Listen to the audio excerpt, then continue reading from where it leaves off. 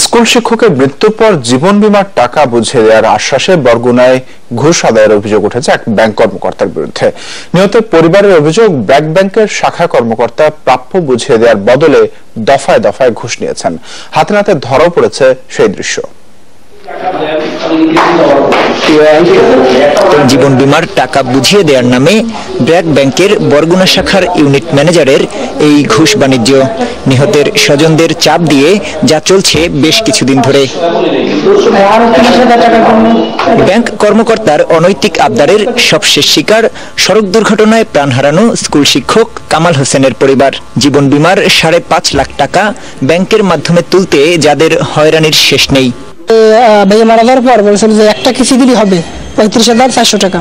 তারপরে 35,400 টাকা দেওয়ার পর বলছে যে 1 মাস পর বলতেছে ঘুষ লাগবে। কত টাকা ঘুষ লাগবে?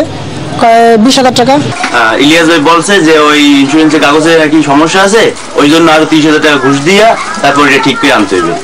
তাদের অভিযোগ, বাড়তি কিস্তির নামে ইলিয়াস 60,000 টাকা আদায় করেছেন। এরপরও টাকার জন্য চাপ দিতে থাকেন।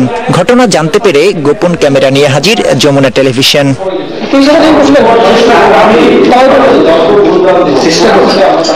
হাতে নাতে ধরা পড়ার পর পাল্টে গেল পরিস্থিতি। কথা দিলেন বীমার টাকা আটকে না রাখার। মারা গেছে যে ডেটে, তারপরে এই একটা কিস্তি উঠেছে, কিন্তু তার কিস্তি ডিউ হয়েছে 3টা।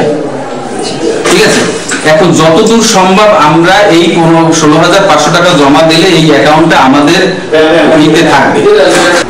এতেও শঙ্কা কাটছে না ভুক্তভোগী পরিবারের, নিশ্চয়তা মিলছে না অর্থপ্রাপ্তির।